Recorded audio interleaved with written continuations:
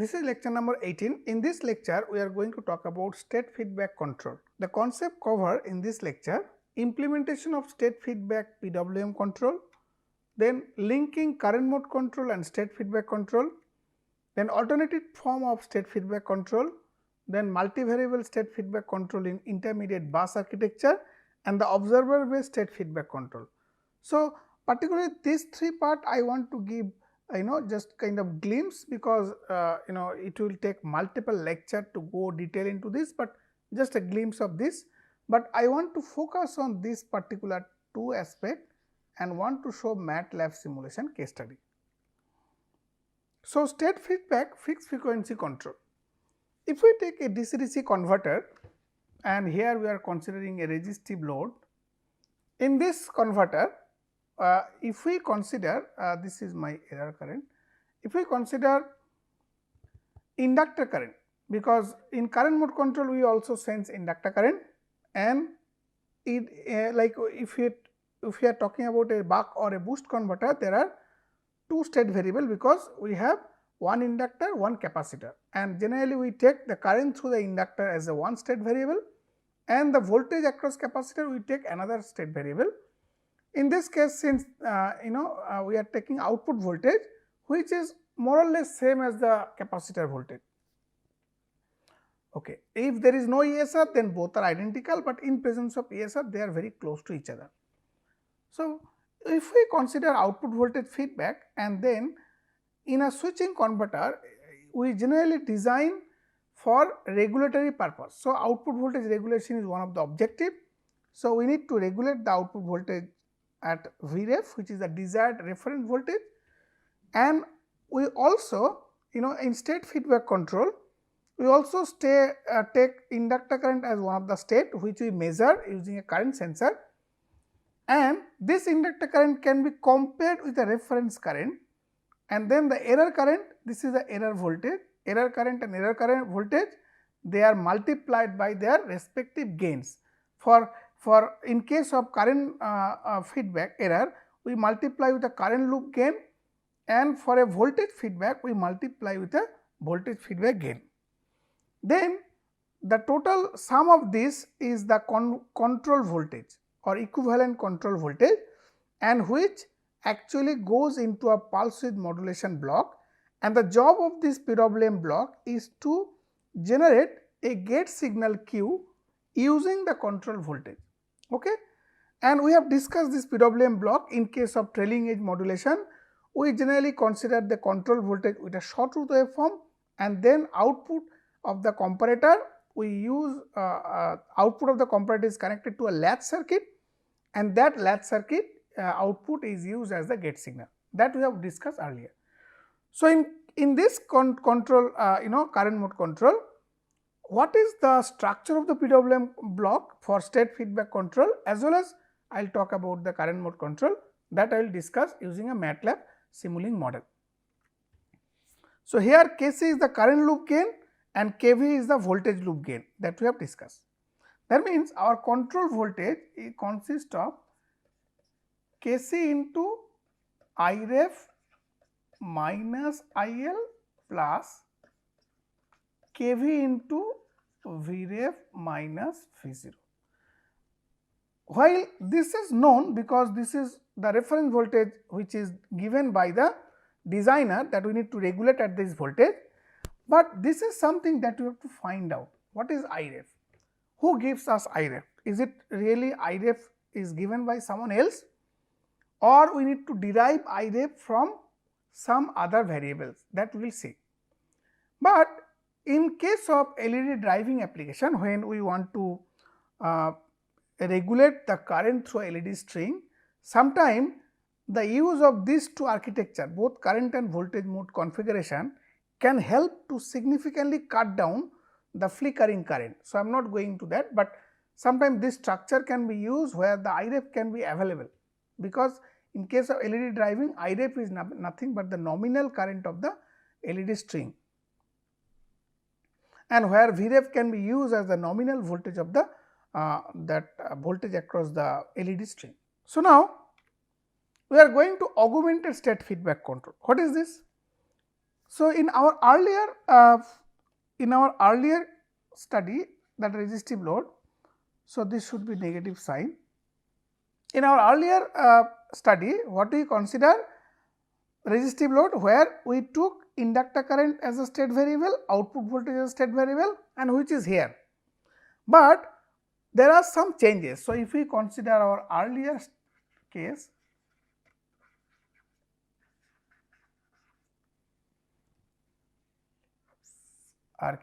our Vcon was I can say dash, which was our earlier Vcon, was simply current loop gain.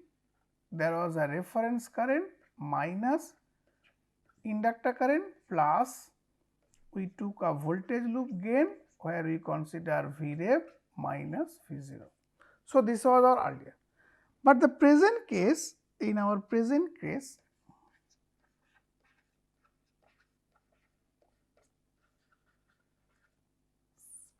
if we look at this structure, what is there? In our present case, Vcon, we are taking same current loop gain, which is here, into minus L. That means, we have dropped Iref is set to 0 here in this case. Then next plus kV, here it is Kp. So, earlier it was Kv, that means there is a gain Kp, which is Vref minus V0. So, this is the same thing, only instead of Kv we are writing Kp, that remains same. But now there is a third variable, because there is an integrator, right, and we can assign these states to be an augmented state. First of all, why do we need an integrator?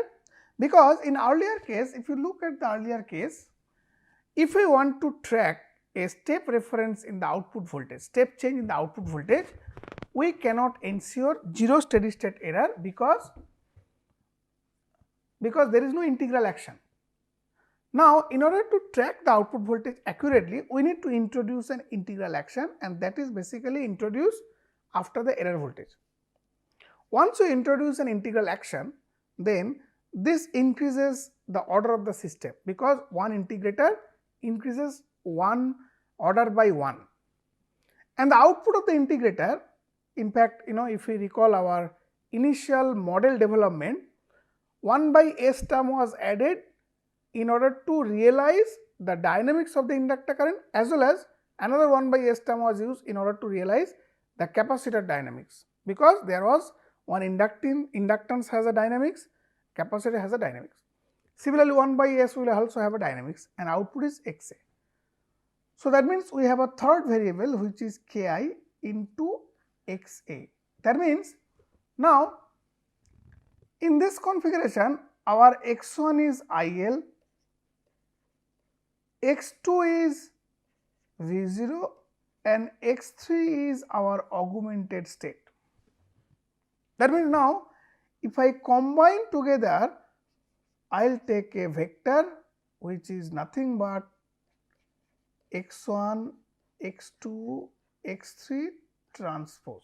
So, this is a state vector, the new state vector, and we can write down all the state space equation in terms of x1, x2, x3 and the other input variable. Okay. So, this configuration is called augmented state feedback control, where we can incorporate the integral action and we can achieve 0 steady state error in the output voltage. And the remaining structure is same. There is a modulator which convert this control voltage into a gate signal, and which is actually going to control the DC-DC converter. Now, in current mode control, if you look, because we know the current mode control implementation, where there is one loop which is the inner current loop, and there is another loop which is the output voltage loop. This is the output voltage loop. That means, output voltage is compared with the reference voltage, and this gives us the error voltage, and then error voltage is the input to a voltage controller of the current loop, voltage controller, Then the controller output generate a reference current and which is compared with the inductor current, and then this will be error current. This error current actually goes inside the PWM block and then it translates this error current into a controllable gate signal. If we do not consider any ramp signal, then this error current is directly compared,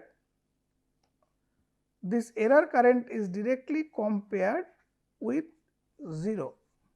But if we consider a compensating ramp, then this is replaced by, this 0 is replaced by our sawtooth waveform. Sorry, it is replaced by our sawtooth waveform like this. Okay. So, 0 is replaced by the sawtooth waveform, and this is a comparator here. So, this is a comparator here, and then it has output of the comparator goes to the latch, and that we will see in the MATLAB simulation. So, that means for a PI voltage controller used for current mode control, it is well known. And what is the structure of this voltage controller? That means PI voltage controller is used for a current mode control, where our voltage controller is K voltage controller gain plus voltage controller integral gain by S. So, this is a PI controller. Sometimes we use also type 2 compensator. Okay. So, this is a structure of the IREF can be represented by in this form. Now, we want to make an analogy. Can we frame this current mode control into a state feedback control? Because in current mode control, we also senses both inductor current and output voltage, which are considered to be the state of the system. In state feedback control also will sense inductor current and output voltage. So, whether they are same or they are different, or can we frame one into the other form or not, that is what we are going to discuss. In state feedback control, we saw the control voltage can be represented by the voltage gain into error voltage and current gain into error current. In current mode control, our control voltage is simply a reference current minus inductor current, where reference current was generated from a current voltage controller, which is a PI controller with a proportional gain of KVP and KVI, that means voltage controller proportional gain and voltage controller integral gain. And we have shown in this paper, if we set the KV, that means the voltage controller gain, if we set to proportional gain here, and current controller gain we set to 1, and then IREF in this case if you set to integral into this controller, then if we take the right side, if we consider this KVP to be proportional gain, that means this term and this term they are matching exactly. Next, IL is already there, so it is already there because we took Kc equal to 1. Next, KVI, so KVI is set to Ki, because this is the integral gain which is used here. Then both will look identical. That means it is just by taking the right variable and mapping between them. Now, the question is, why do we need to do that? Because we want to, using augmented state feedback form, although it is a current mode control, I want to show in subsequent lecture that this will give us an additional degree of freedom, and because in current mode control we generally use an approximate first order model for the design, and in which we assume that inductor current dynamics is much faster and we just play with the capacitor voltage dynamics. But in state feedback representation we have both the dynamics, so we can better play and we can better separate the loop, and particularly when there is a loop interaction in current mode control, we see the state feedback control can significantly it is very helpful to solve this loop interaction problem. That is another thing. Another aspect we will see in subsequent lecture, for a non-minimum phase converter, the bandwidth, closed loop bandwidth using traditional current mode control is limited due to the trade off between phase margin and that bandwidth, because we need to also achieve a desired some particular phase margin, that means around 50 to 60 degree phase margin. But due to the right of plane 0, that put a limit on the bandwidth. But if we use a state feedback control, we can better trade off, achieve a higher bandwidth compared to output feedback approach, that we will see. But in this discussion, we want to create a simulation case study. Let us go back to the simulation model. Here we are showing a peak current mode control, and this model is here. We have discussed enough about this current mode control, and this is our standard buck converter, which is already discussed, and here we are making a load transient, and we have discussed in the previous lecture, that lecture number 16, that we can create these step transient cases in order to simulate, okay, and delta is 0. That means we are using a resistive load, and after certain transient time we want to introduce a step load transient, which is a constant current load with a value of delta I 0, and that will appear after t step time. That means we will not put at the beginning, after some time we want to introduce a step load transient in the current. And in the closed loop, I want to show, this is a modulator block. If you recall, in our configuration of state feedback control, we have used the current loop gain into current error, we have used voltage loop gain into voltage error, and then we have added them together, and then it is compared. Now, if we set the reference ramp to be 0, then it is the case of current mode control I will show, where there is no compensating ramp. If we add some small amount of ramp, then that ramp, this summation of these two control current and control voltage addition, they will actually get compared with the ramp signal. So, this particular block is basically our PWM block. Okay. Next, if we want to realize state feedback control, that means we have to set Kc and Kv, and I have told you in current mode control we use a PI control as the voltage loop, because this is the error voltage, this is the output voltage, this is the reference voltage, this is the error voltage, and you take the error voltage as the input to the PI controller, and the output of the error voltage is the Iref, we call it as a Iref. That means this is the reference current. Okay. So, this is our reference current, and this reference current is compared with the inductor current. This is my inductor current, and then the inductor current and reference current, that generates the error current, and we multiply with Kc. Now, in state feedback implementation, what we want to do? We can simply keep all the controller to be 0 and it simply compare, but we need to set some reference current. So, what should be the reference current? And I told you, in current mode control, we will keep the current loop gain to be 1, voltage loop gain to be Kp, and for the PI controller, the voltage loop proportional gain will be set to 0, because already that is taken care here, and current loop Kvi integral gain is set to Ki. Okay. So, let us go back and check the same parameter. So, initially I am taking a very small ramp 1, my Kc is 1, Kv I can set to Kp, that means I want to set a proportional gain. Let us first fix our proportional gain. My Kp equal to, let us say 120, my Ki equal to something like this. Okay. So, in current mode control, we take this to be Kv equal to 0, we can simply take a PI controller from there, or we can take, if we go back, we can take this to be our proportional control, because it is error voltage. Okay. So, that means our Kv equal to Kp, and this KVP equal to 0 and voltage error is simply Ki. So, this is our standard current mode control in which we are taking this architecture. Okay.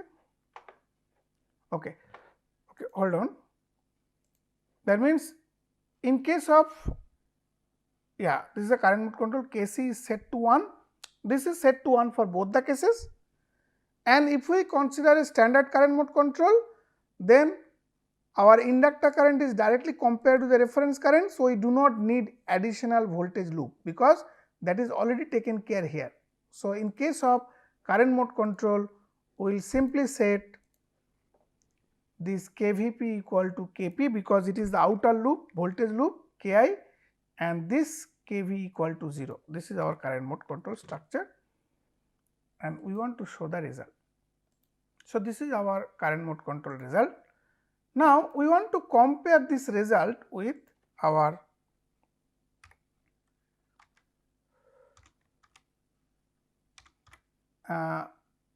the same state feedback approach that we discussed, where we will take Kv to be Kp, this to be 0, and because in state feedback control what we discuss, this will generate Iref, which is the integral of the error, and so we have a current loop gain, that means error current, reference current is generated as the integral of the error subtracted by the inductor current, then into current controller gain, and the voltage controller gain is set to Kp. Okay. So, voltage controller gain is set to Kp and we want to run the simulation again.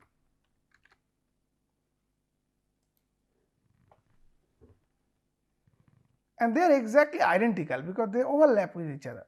Okay.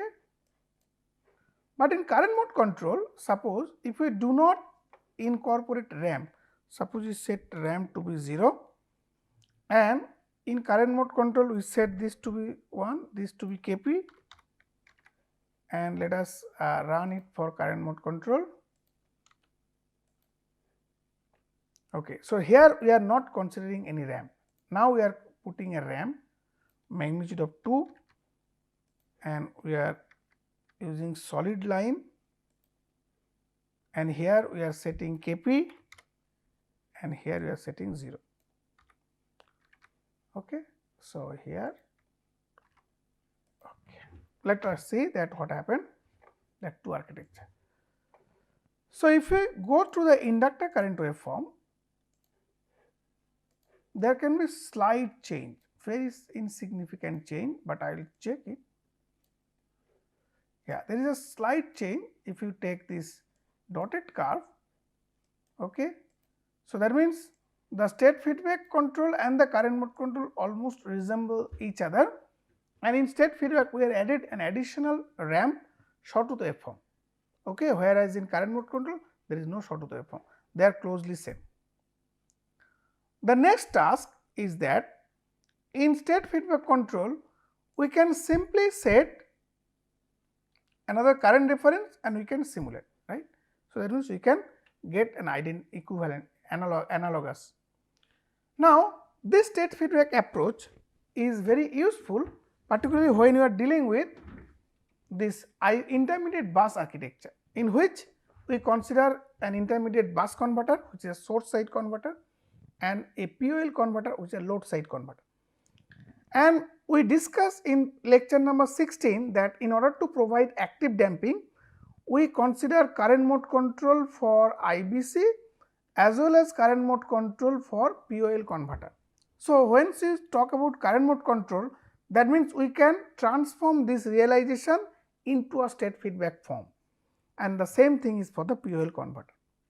That means in case of current, that means in state feedback form we can again generate a reference current for the IBC, and this is my error current, this is my error current, this is my error voltage, and we can also, that means it is compared with my inductor current 1, and for this reference 2 I can compare with inductor current 2, and similarly I can compare with the reference one for output voltage 1 of the IBC, and Vref2 is the reference voltage for the POL converter. I can compare with the, it is compared with the output voltage of the POL converter, and so we will generate the error voltage.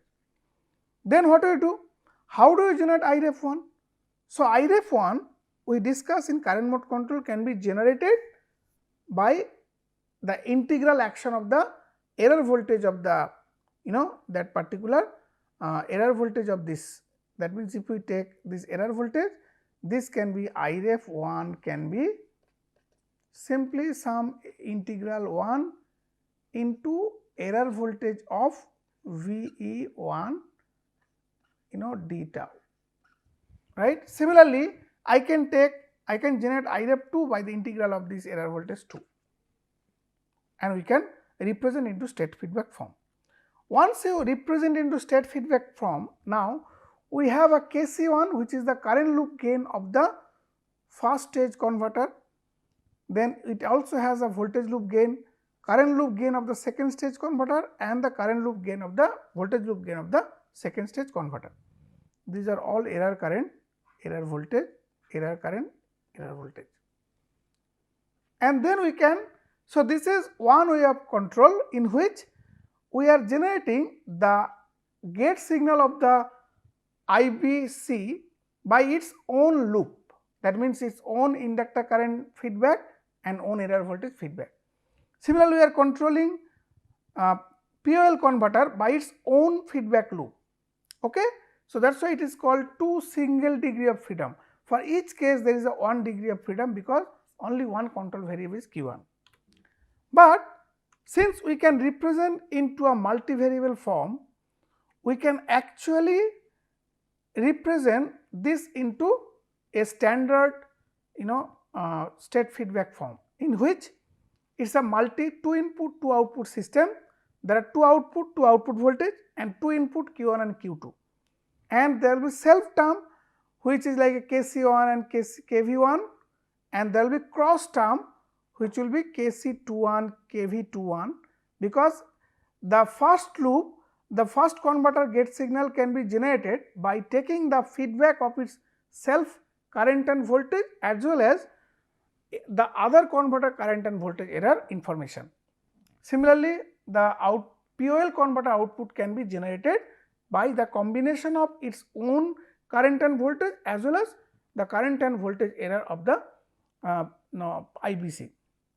So, by this multivariable control, because whenever we do this single 2 degree of freedom 1 degree of freedom control and 2 single like a 2 different, then we do not take into account the coupling effect, and this can introduce a coupling effect and we may not be able to handle properly.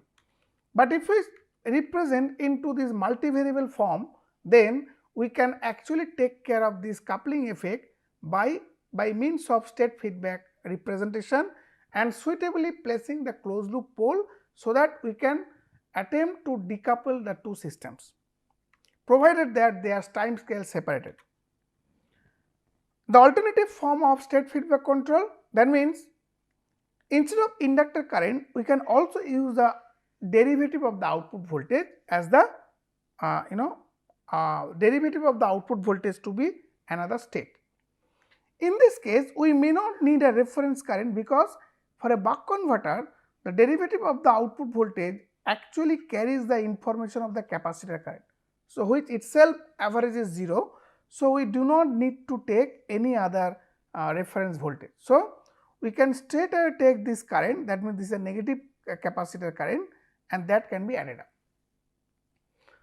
And we are already taking that means this part is common, but now instead of earlier inductor current, we are simply taking the derivative of the output voltage, which will represent the capacitor current. But it may not be true for a boost converter, where the direct derivative of the output voltage is not recommended, because the boost converter has discontinuous output voltage ripple, and that can induce or inject significant switching noise into the closed loop. And if we want to, if we put a low pass filter, then we actually cannot capture the high frequency current information,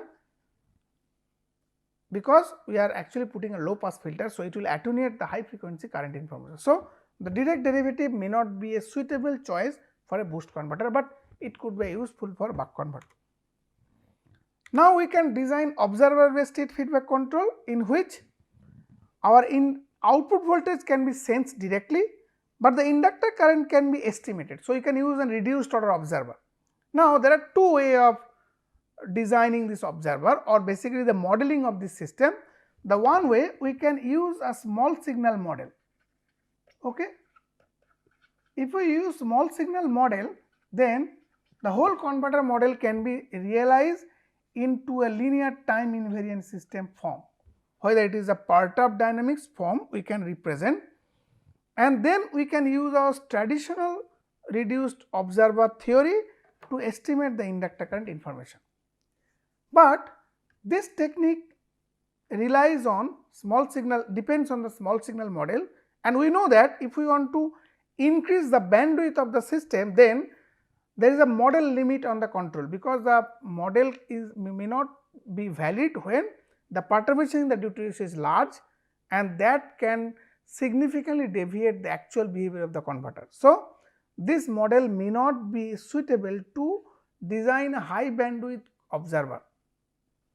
Whereas, if we use a flux based approach, that means if we take the voltage across inductor and use a nonlinear observer by flux based approach, then we can actually generate the switching ripple information of the inductor current, and by that way we can get a very high frequency current dynamics, and we can estimate the current more accurately, including high frequency dynamics. So, this technique can be used for switching converter, which retain the fast dynamic of current loop, and then we can take the advantage to realize the current mode control architecture, like a advantage of the current mode control feature, but without sensing inductor current, because this is a switching converter. So, linear model may not be a good choice. In summary, we have introduced state feedback control, and I have shown using simulation that link between state feedback control and current mode control using simulation case studies, and we have also discussed about the overview of state feedback control in cascaded converter, where instead of designing individual converters standalone configuration, we can use a multivariable approach to better design a centralized control for better transient performance, as well as the decoupling between the two converter by means of a state feedback approach. And then we also discuss some alternative state feedback control structure. So, with this I want to finish today's lecture. Thank you very much.